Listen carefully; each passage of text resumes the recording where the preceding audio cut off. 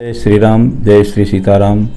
धर्मानुरागी सज्जनों, हमारे सनातन धर्म में पंचदेव उपासना पद्धति है। हम सर्वप्रथम किसी भी मांगलिक कार्य को आरंभ करने के पहले गणेश जी की पूजा करते हैं। अब प्रश्न ये है, गणेश जी की पूजा के साथ साथ और किन किन की पूजा करते हैं?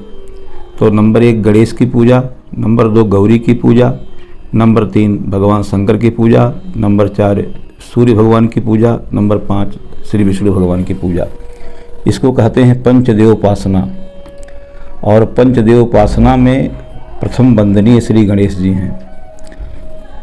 यदि हम गणेश जी की पूजा नहीं कर पा रहे हैं समयाभाव के कारण, जैसे गणेश जी को प्रिय है दुर्वा, गणेश जी को प्रिय है लड्डू, गणेश जी का मंदिर सन्निकट नहीं है हमारे, तो क्या गणेश जी की पूजा संभव नहीं है?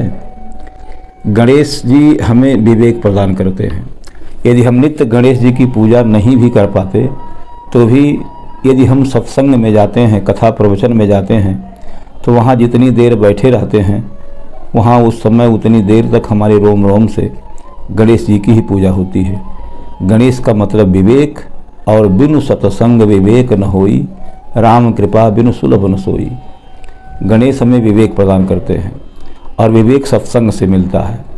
तो यदि हम सत्संग में जा रहे हैं, गणेश भगवान को दुर्वा लड्डू नहीं भी चढ़ा पा रहे हैं, तब भी जितनी देर सत्संग में हम बैठते हैं उतनी देर हमें से गणेश की पूजा होती है। और गौरी का मतलब होता है श्रद्धा। भवानी शंकरो बंदे श्रद्धा विश्वास रूपिणो। भगवती गौरी, भगवती पार्वती श्रद्धा की प्रतीक हैं। ईश्वर के प्रति पूर्ण आस्था होनी चाहिए। यदि ईश्वर के प्रति, भगवान के प्रति हमारे अंदर आस्था है, एक भी दिन आप गौरी की पूजा ना करें तो आस्था के कारण ही आपके रोम रोम से गौरी की पूजा ही तो हो रही है। हमारे यहाँ तीसरी देवता है भगवान शंकर। भगवान शंकर के मंदिर में जाना चाहिए। मैं ऐसा नहीं कह सकता मंदिर में मत जाओ। भगवान शंकर को जो जो चीज़ प्रिय है आप उसे चढ़ाओ। लेकिन अगर भगवान शंकर के मंदिर में जाकर हम एक लोटा जल नहीं चढ़ा सकते, बेलपत्री नहीं चढ़ा सकते, धतूर भांग नहीं चढ़ा सकते, उनकी आराधना, उनकी पूजा नहीं कर सकते, तो क्या हमारे द्वारा शंकर जी की पूजा नहीं संभव है? अवश्य संभव है। समयाभाव के कारण यदि हम शिव जी के मंदिर में उनकी आराधना करने नहीं भी जा पा रहे हैं तो भी शिव का मतलब होता है कल्याण। यदि हम सबके कल्याण की भावना सोचते हैं, यदि हम किसी की बुराई नहीं सोचते, हम किसी का अमंगल नहीं चाहते, तो आप समझ लीजिए आपके रोम रोम से 24 घंटे शिव की ही तो पूजा हो रही है। आप नित्य शिव के मंदिर में जाएं और दूसरे के अमंगल की कामना करें और हमेशा दूसरे के बारे में मन में बुरा विचार लावें, दूसरे का अनभल हो, अपनी केवल भलाई चाहो, तो इससे शिव जी प्रसन्न नहीं होते हैं। हमारे कहने का मतलब, जिस व्यक्ति के अंदर सर्व मंगल मांगल्ये शिवे सर्वार्थ साधिके, सबके कल्याण की भावना है, सबका जो मंगल चाहता है, एक भी दिन अगर वो शिव जी के मंदिर में ना जाए तब भी उसके रोम रोम से 24 घंटा शिव की ही तो पूजा हो रही है। हमारे यहाँ चौथे देवता है भगवान सूर्य नारायण। सूर्य का मतलब होता है प्रकाश। तमसो माँ ज्योतिर्गमय। जो व्यक्ति अपने जीवन को प्रकाश की तरफ ले जा रहा हो, अंधेरे से उजाले की तरफ ले जा रहा हो, आप समझ लीजिए उसके रोम रोम से सूर्य की ही तो उपासना हो रही है। सूर्य को जल देने का नियम है। तांबे की थाली हो, तांबे का लोटा हो, तांबे के थाली में जल भरा हो, लाल फूल हो, लाल चंदन हो, सूर्य निकला हो, थाली के जल में सूर्य भगवान को देखकर हमें उन्हें अर्घ देना चाहिए। मान लिया ऐसा हम नहीं कर सकते तो क्या सूर्य की उपासना हमसे नहीं हो पा रही है? अवश्य हो रही है।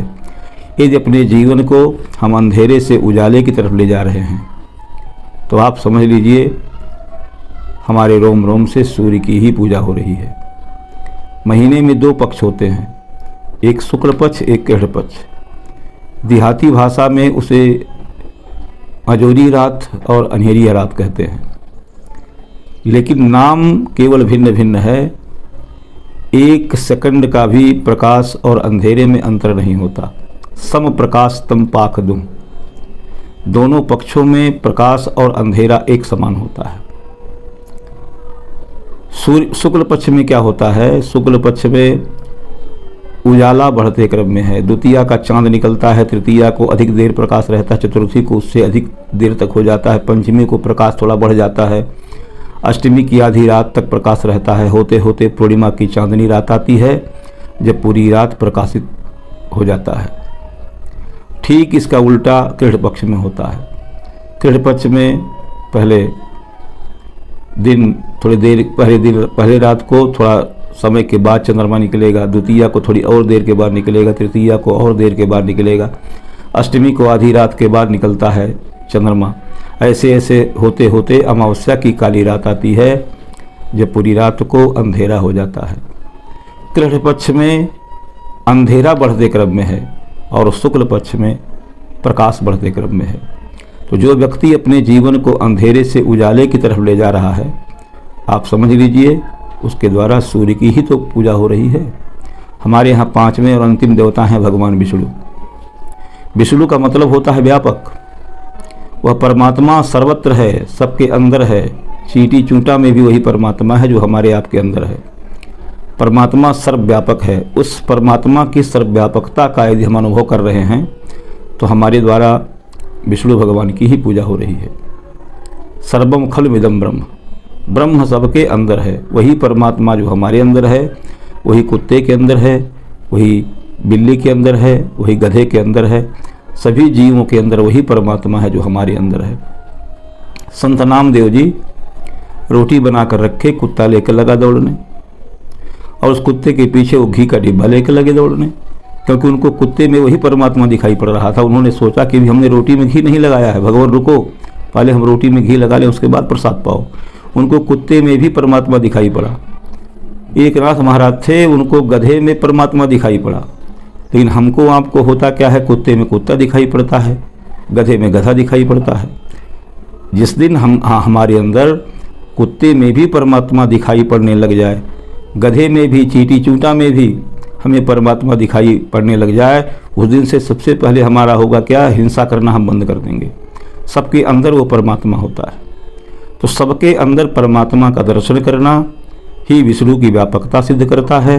विष्णु भगवान की इससे बढ़कर उपासना और कुछ भी नहीं हो सकती। तो ये पांचों देवताओं की पूजा, देवी देवताओं की पूजा, गणेश जी की, गौरी जी की, सूर्य भगवान की, शंकर भगवान की, विष्णु भगवान की, हमारे सनातन धर्म में पंचदेव उपासना पद्धति है। समय हो तो आप नित्य पूजा करें विधि विधान से, लेकिन अगर समय नहीं हो तो जिन जिन बातों को हमने आपको बताया है, उन बातों का जीवन में अगर आप ख्याल करेंगे तो आपके रोम रोम से इन पांचों देवी देवताओं की उपासना स्वाभाविक ही हो रही है।